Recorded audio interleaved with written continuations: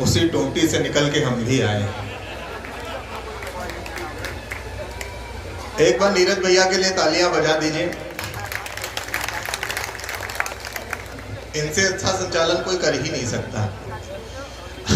सारा संचालन बढ़िया कर रहे हैं। अजीत भैया मैं आपको एक बात बताऊं, विधायक जी की अंदर से इच्छा है, वो कवि सम्मेलन सुनना चाहते हैं, लेकिन बड़े आदमी हैं तो उन्हें कहना पड़ता है कि हम व्यस्त हैं। विधायक जी मैं आपको बताऊं, हमारे पास कोई बहुत ज्यादा कवि सम्मेलन नहीं होते हैं, लेकिन अगर हमको किसी भी आयोजक का फोन आ जाए, कहने लगे कि मैं सौरभ जायसवाल आपको कवि सम्मेलन में बुलाना चाहता हूं, तो मैं उससे कहता हूं कि 1 घंटे बाद अपनी डायरी देख के आपको फोन। इससे आयोजक को लगता है कि ये बिजी कवि है। तो वैसे विधायक जी सुनना चाहते हैं, आप बार बार कह रहे हो कि विधायक जी जानना चाहते हैं, ऐसे थोड़ी होता है। अब देखिए हमको क्या है कि जब भी कोई भाजपा का विधायक हमारे सामने बैठा होता है, हम पूरे कॉन्फिडेंस में आ जाते हैं। अच्छा, क्योंकि हम भी अंदर से भाजपा ही हैं। अच्छा, अंदर से और क्या, तो ये चीज है। तो अभी देखिए माननीय विधायक जी, मुझे अपने यूपी के नेताओं पे पूरा भरोसा है, लेकिन ये जो दिल्ली में है सेंट्रल वालों को छोड़ के, उनकी बात पे हमको बिल्कुल भरोसा नहीं रह गया। मैं आपको एक टिप्पणी करता हूं, इसे आप तालियों में तब्दील करिएगा। पूरी सरकार जब तक केजरीवाल ने चलाई, हर बार उन्होंने यही कहा कि आतिशबाजी बैन, आतिशबाजी बैन, आतिशबाजी बैन। अब उठा के वही को मुख्यमंत्री बना दिया। अच्छी है, अच्छी टिप्पणी, वाह वाह। है कि नहीं? ऐसे थोड़ी होता है, जिस बात पे जो बात बोलो उस बात पे रहना चाहिए। बढ़िया है, अच्छा। अभी नीरज भैया ने हमको बुलाया, कहने लगे कि मैं सौरभ जायसवाल को आमंत्रित कर रहा हूँ। सर मैं बताऊं कि चाइना के पास एक वाल है। बढ़िया, सुनना इस टिप्पणी को। हमने अभी नीरज भैया ने हमें बुलाया, कहने लगे कि मैं सौरभ जायसवाल को आमंत्रित करना चाहता हूँ। सर चाइना के पास एक वाल है, वो अंतरिक्ष से दिखाई देती है, उसको इस बात का बहुत घमंड है। हिंदुस्तान के पास वाल ही वाल है, पर हिंदुस्तान ने कभी घमंड नहीं किया। जायसवाल, जायसवाल, अग्रवाल, वाह, बरनवाल, मालीवाल, मोदनवाल, कोई हंसने की बात नहीं, सबका बाप केजरीवाल। कभी हम लोगों ने घमंड किया? हम लोग कभी घमंड करते ही नहीं है। और क्या, हम लोग कभी घमंड नहीं करते।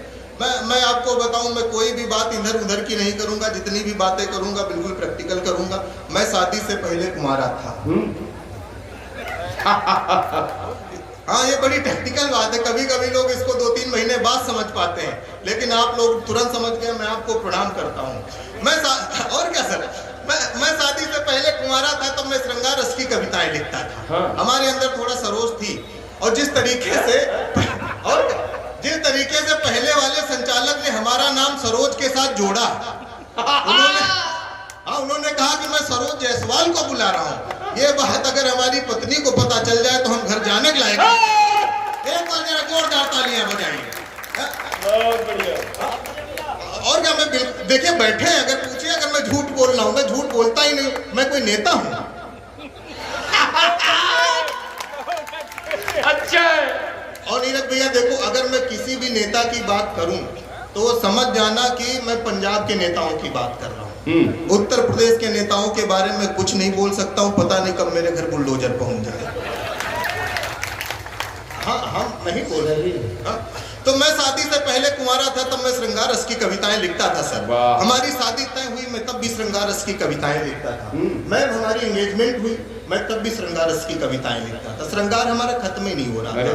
फाइनली हमारा तिलक हो गया, मैं तब भी श्रृंगार रस की कविताएं लिखता था। श्रृंगार हमारा खत्म ही नहीं हो रहा था। फाइनली हमारी एक दिन शादी हो गई। अब आपको क्या लग रहा था नहीं होगी?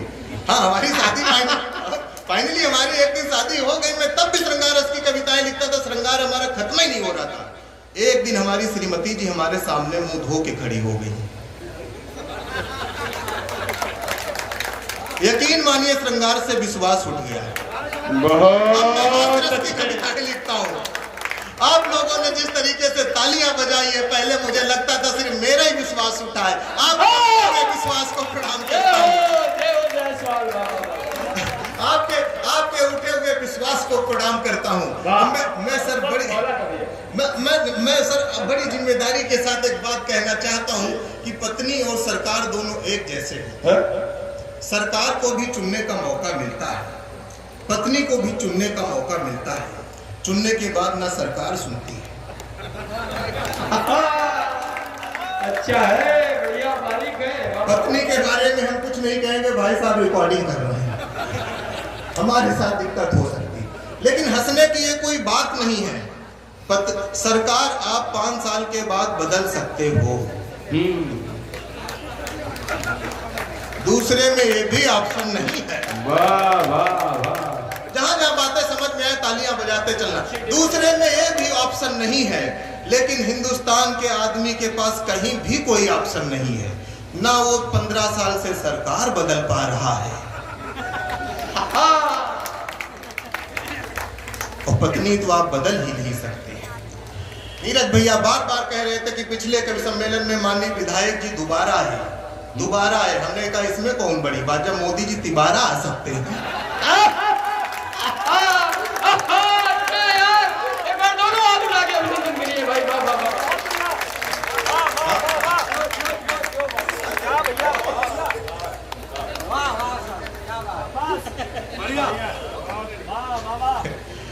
देखिए माला ए, माला बी और माला सी, अब हमको वहां तक मत पहुंचाना। ये इसमें है आप सबका। तो देखिए हम ऐसे ही कवि हैं। तो आप देखिए हमको क्या है कि हमको भगवान भाई ने इतनी अच्छी अच्छी कविताएं सुनाई, आप लोग बिल्कुल राष्ट्र प्रेम में खो गए थे। हमको उस प्रेम से निकाल के लाना है, क्योंकि अभी और आगे तक एक कवि सम्मेलन सुनना है। तो ये हम आपको बता रहे हैं। तो देखिए अब हम ऐसा नहीं कि आप लोग, मैं सिर्फ मोदी जी की बात कर रहा हूँ, हमारा इशारा ये है कि विधायक जी भी तीसरी बार आएंगे। बहुत बड़ी बात पूरी बात सुना कर। तो ऐसी चीज मैं आपको बताऊं। अच्छा, यहाँ पे सबका स्वागत हुआ, दीक्षित जी का, अवस्थी जी का, मिश्रा जी का। शुक्ला जी से कोई दुश्मनी है? शुक्ला भी सम्मान के अधिकारी हैं। हम जितने भी शुक्ला यहाँ बैठे हैं सबको प्रणाम करते हैं। तो ये हमारे एक मित्र है शुक्ला जी, उनकी नई शादी हुई। शुक्ला जी के चाचा बस्ती से लखनऊ आए, उनके स्वागत में सम्मान में सारी तैयारियां की गई। अब शुक्ला जी के चाचा के लिए भोजन लगाया गया। शुक्ला जी के चाचा ने भोजन किया। भोजन करने के बाद शुक्ला जी के चाचा ने शुक्ला जी को बुलाया और एक बात कही। अगर वो बात आपकी हो तो इसे तालियों में तब्दील करिएगा।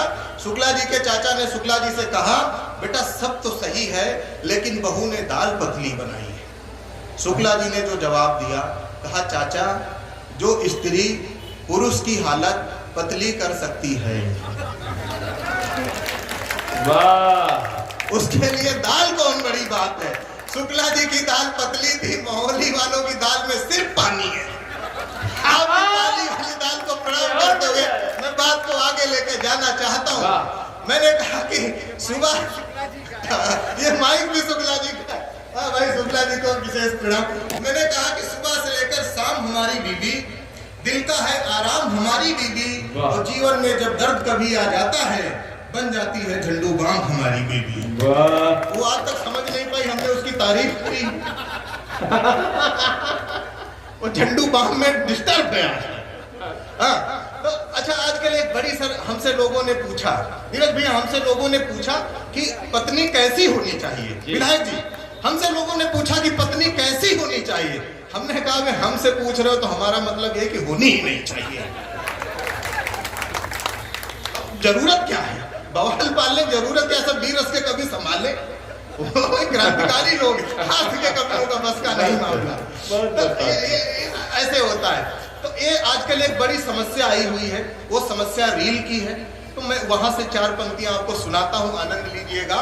हमने कि पत्नी कैसी नहीं होनी चाहिए। हमने कहा कि पहिने रूपानी हीलबाज ना मिले, कि पहिने रूपानी हीलबाज ना मिले, हो सीधी साधी डीलबाज ना मिले, और लूली मिले या लंगड़ी, लूली मिले या लंगड़ी या मिले कानी, बस प्रभु पत्नी रीलबाज ना मिले। रील की बड़ी समस्या है।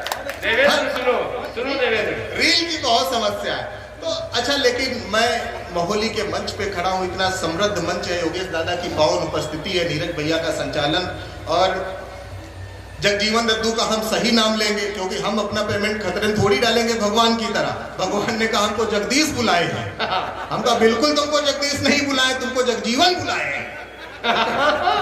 और क्या, हम कभी भी अपने जो हमको बुलाता है उसका नाम गलत नहीं लेते हैं, भले ही संचालक का गलत ले लें, हम रिस्क नहीं लेते हैं। और क्या, तो जगजीवन दद्दू की पावन उपस्थिति में एक बात बड़ी जिम्मेदारी के साथ कहना चाहता हूँ, पत्नी परिहास का नहीं, पत्नी विश्वास का विषय। बहुत अच्छे।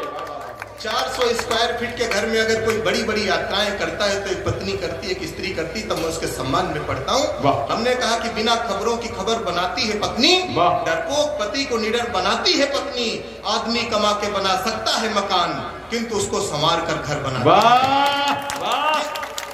भाई वाह। ये पत्नी का किरदार है सर, ये हमने ये डैमेज कंट्रोल किया है, भले ही डर में किया है।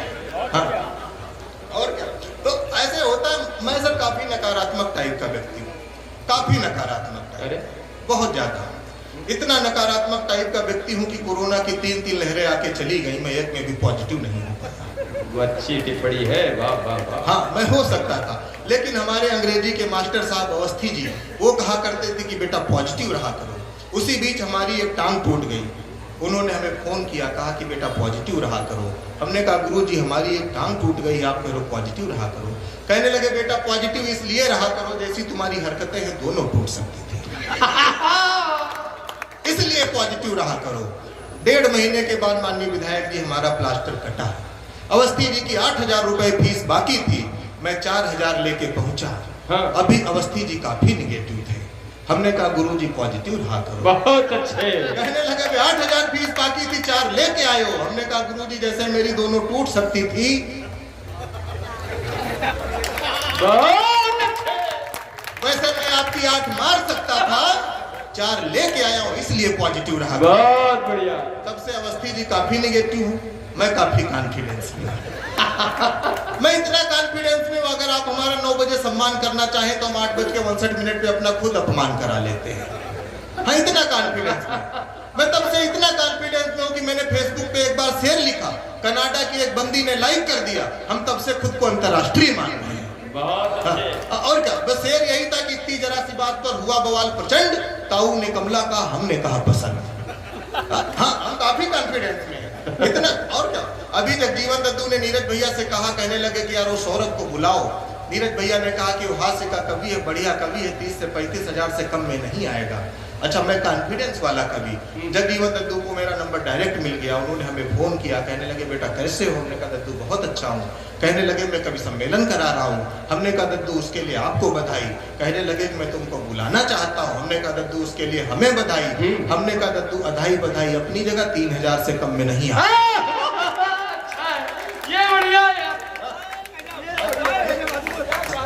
अब दद्दू अभी 2100 सोच के रखे हैं, 900 का और जुगाड़ करेंगे। एक बार जगजीवन दद्दू के लिए ताली बजाइए भाई। मैं कॉन्फिडेंस वाला कवि हूँ, आपको लग रहा होगा। हमारे पिताजी को कॉलेज के दिनों में शक था कि हमारा किसी लड़की से चक्कर है। अब हमारे पिताजी को एक कौन समझावे कि उनके लड़के को लड़कियां नोट्स नहीं मांगे देती थी, दिल कौन देता। अफेयर के नाम पे सर सिर्फ हमारी जिंदगी में करंट अफेयर की 4 किताबें थी। हार्ट के नाम पे सिर्फ हॉट स्टार था, जिसपे हमने बड़ा वाला विश्व कप देखा, वह हार गए। मैं चाहता हूँ नीरज भैया वजन मेरी कविताओं में बढ़े, लेकिन वजन मेरा बढ़ रहा है। मैं चाहता हूँ कि मैं वायरल हो जाऊं, वायरल हमको हो जाता है। बड़ी दिक्कत है। पर्सनल के नाम पे जिंदगी में सर जी सिर्फ पर्सनल लोन बचा है। जिंदगी रिश्तों से किस्तों पे कब शिफ्ट हो गई, तब कहता हूँ कि महंगी से महंगी गाड़ी हमको वो सुकून नहीं दे पाई जो पिताजी के कांधों पे बैठकर मेला घूमने में मिला था। हम जिद पर अड़ जाते थे, लड़ जाते थे, मेले वाली चाट और ठेले वाली कुल्फी के लिए। सर समय बदला तो वही पिताजी रह गए हैं सिर्फ फादर्स डे की सेल्फी के लिए। समय बदला तो वही पिताजी रह गए सिर्फ फादर्स डे की सेल्फी के लिए। हम ऐसे भी कह सकते हैं कि गांव बरगद और पीपल मिट्टियों के दौर में, मैं लौट जाना चाहता हूँ चिट्ठियों के दौर में। याद आई बात कर ली है कहाँ उसमें मजा, मैं लौट जाना चाहता हूँ हिचकियों के दौर में। मैं लौट जाना चाहता हूँ हिचकियों के दौर में। मैं हाँ पढ़े। जब नीरज भैया लगे कि टाइम हो गया तो आप कह देना जम गए हो। मैं तो बहुत पहले कम कहने वाला था। अच्छा, तो बस ठीक, मैं थोड़ी देर में अपनी बात खत्म करके बैठता हूँ। मैंने सर, मैं आपको बताऊं नीरज भैया कि अगर कोई भी मोदी जी कहे कि 15 लाख आ जाएंगे, आप विश्वास कर लेना। राहुल गांधी कहे कि 8500 रुपए खटाखट आएंगे, आप विश्वास कर लेना। कोई कभी ये कहे कि मैं आखिरी 4 पंक्तियां सुना रहा हूं, इस बात का बिल्कुल भी विश्वास नहीं। अभी ये सारे कभी आएंगे, अभी तो कभी सम्मेलन शुरू हुआ है, अभी आएंगे कहेंगे कि मैं दादा को प्रणाम करता हूं, मंच को प्रणाम करता हूं, सभी श्रोताओं को प्रणाम करता हूं, महोली की जनता को प्रणाम करता हूं, आप लोग इतना अच्छा सुन रहे, माननीय विधायक जी को प्रणाम करता हूं। कोई भी कभी आपको जब ज्यादा प्रणाम करने लगे, समझ जाना वो कविता भूल गया है। वो आपको तब तक प्रणाम करेगा जब तक उसको अपनी कविता नहीं याद आ जाएगी। ये भूल गया, जब तक ताली नहीं बजाओगे इसको याद नहीं आएगी। एक बार बजा दीजिए, इसको याद आ जाए। वाह, भूल गया है। मैं भी आपको प्रणाम करता हूँ लेकिन मैं भूला नहीं हूँ। अभी लोग आएंगे कहेंगे कि समय की अपनी सीमा है, समय की अपनी सीमा है। मैं आपको एक बात क्लियर करके जाना चाहता हूँ, सीमा सिर्फ सचिन की है और सचिन मेरी तरह लप्पू सा है। अच्छा, आप लोग देखते होंगे कि ये लोग दौड़ दौड़ के हमको माला पहना रहे हैं। आप लोगों को लग रहा होगा कि लड़का बहुत जम रहा है, इसलिए ये जितनी बार हमको माला पहनाते हैं कान में फूंक देते हैं, बेटा तुम्हारा टाइम हो गया। तो इसलिए इन मालाओं के चक्कर में मत जाना। एक टिप्पणी और खूब आप लोगों ने कभी सम्मेलन में सुनी होगी कि माननीय मुख्य अतिथि जी, हमारी बहुत तबीयत खराब है, गला नासाज है और आने की बिल्कुल भी इच्छा नहीं थी, लेकिन जगजीवन दद्दू का आदेश है तो मना नहीं कर पाया। इन सब बातों में आपको बिल्कुल भी नहीं जाना है। कोई आदेश पे आदेश नहीं है। जितना हमने मांगा उतना दद्दू ने दिया, इसलिए हम यहाँ आए। कोई बिल्कुल भी मामला ये होता है ना कि सौरभ जम गए तो जम गए, नहीं तो गला खराब है, और कोई बात ही नहीं। मैं प्रदेश की राजधानी से आता हूँ, कुछ राजनीतिक बात करके अपनी बात को खत्म करता हूँ। मैंने कहा कि सुबह बदलेंगे शाम बदल देंगे, कि सुबह बदलेंगे शाम बदल देंगे, महफिल में मिलेंगे तो जाम बदल देंगे, और भेजना है चिट्ठी तो उसके शहर जल्दी भेजो। योगी जी पता नहीं कब उसके शहर का नाम बदल देंगे। बहुत अच्छे। पता लगा कि चिट्ठी आप इलाहाबाद भेज रहे हो, नाम उसका प्रयागराज हो गया, आपके साथ दिक्कत हो जाएगी। अच्छा, चुनाव हुए, कांग्रेस हार गई। तो मीडिया वालों ने सोनिया जी से बात करी, तो उस बात से मैं आनंद निकाल के आपको सुनाता हूँ। तो मीडिया ने पूछा सोनिया जी से कि अब क्या करेंगे, तो उनका संवाद सुनिएगा कि 29वें नेताओं की परीक्षा करेंगे, कि चुनाव में हार की समीक्षा करेंगे, 29वें नेताओं की परीक्षा करेंगे। राहुल ने कहा तुम सबको जो करना है करो, हम सबसे पहले अपनी परीक्षा करेंगे। तो तुम लोगों के चक्कर में हम फंसे पड़े हैं। एक अभी लेटेस्ट टिप्पणी मैं आपको सुनाता हूँ। हमने कहा कि दिल को मेरे ठेस लगाकर, पकड़िएगा बात, कि दिल को मेरे ठेस लगाकर, कर्जा मुझ पर शेष कराकर, एक हसीना चली गई है मुझको बांग्लादेश बनाकर। एक हसीना चली गई है मुझको बांग्लादेश बनाकर। तो एक ऐसी यात्रा है कविता की, बहुत सारी बातें की जा सकती हैं। नीरज भैया ने आदेश किया है कि दूसरे चरण भी में लोगों को सुनना है। एक विशेष कविता 2 मिनट की सुन के मैं अपनी बात को खत्म करता हूँ। माननीय विधायक जी, अगर आज के समय में सीता जी का हरण होता तो सीता जी को न्याय पाने में क्या क्या दिक्कतें आती, मैं एक चित्र कविता का खींचता हूँ और अपनी वाणी को विराम देता हूँ। मैंने कहा कि भले ही सही था त्रेता में प्रतिशोध मेरे राम का। सीटी बंद हो जाए तो ज्यादा सही। हाँ, बंद कर दो, सीटी बंद कर दो भाई। भले ही सही था त्रेता में प्रतिशोध मेरे राम का, कि भले ही सही था त्रेता में प्रतिशोध मेरे राम का, कलयुग होता तो हो जाता विरोध मेरे राम का। कि लखन के सूर्पनखा की नाक काटते ही, राक्षसों को जमीन पर काटते ही, मैं तो लखन को प्रणाम कोटिस भेज देता, पर इस कृत्य के लिए महिला आयोग उन्हें नोटिस भेज देता। मानवाधिकार रावण के साथ खड़ा हो जाता, सीता का दुख छोटा रावण का दुख बड़ा हो जाता। मानवाधिकार अनुमति नहीं देता मानवता के हनन की, हनुमान जी कभी इजाजत नहीं पाते लंका दहन की। हनुमान जी कभी इजाजत नहीं पाते लंका दहन की। कि करोड़ों की संपत्ति के नुकसान का केस हनुमान जी पर तुरंत ठोक देता लंकेश। कि राम जी को देखकर मुसीबत में ब्याज के सब कुछ सूद मांग लेते, मामला कलयुग का होता तो नेता सबूत मांग लेते। कि राम जी को देखकर मुसीबत में ब्याज के सब कुछ सूद मांग लेते, मामला कलयुग का होता तो नेता सबूत मांग लेते। महिला सशक्तिकरण के नाम पर आई सरकार, राम की जानकी पर कुछ यूं करती उपकार। कि सीता जी के अपहरण का करके केस दर्ज, सरकार इस तरीके से करती अपना पूरा फर्ज कि अगल बगल के सारे सीसीटीवी खंगाले जाएंगे, न्याय मिलने तक सारे सबूत संभाले जाएंगे, जांच चलती रहती कोर्ट की अगुवाई में, सीता जी की पूरी उम्र बीत जाती सुनवाई में। जांच चलती रहती कोर्ट की अगुवाई में, सीता जी की पूरी उम्र बीत जाती सुनवाई में। कोर्ट की तारीख पर तारीख देखकर आंखें बरसती रहती, राम जी कोर्ट के बाहर बैठे रहते, सीता जी न्याय को तरसती रहती। कि राम जी कोर्ट के बाहर बैठे रहते, सीता जी न्याय को तरसती रहती, और सीता जी को न्याय मिलने का मामला तब हो जाता विफल। कविता की अंतिम पंक्तियां आपका आशीर्वाद, आपका स्नेह चाहता हूं कि सीता जी को न्याय मिलने का मामला तब हो जाता विफल, श्रीमान जब रावण किसी पार्टी का जाता निकल, श्रीमान जब रावण किसी पार्टी का जाता निकल। बहुत बहुत धन्यवाद, बहुत बहुत आभार कि तोड़कर हर निराशा चले जाएंगे, कि तोड़कर हर निराशा चले जाएंगे, छोड़कर सारी आशा चले जाएंगे, तालियां बजेंगी और पर्दा गिरेगा, हम पूरा करके तमाशा चले जाएंगे।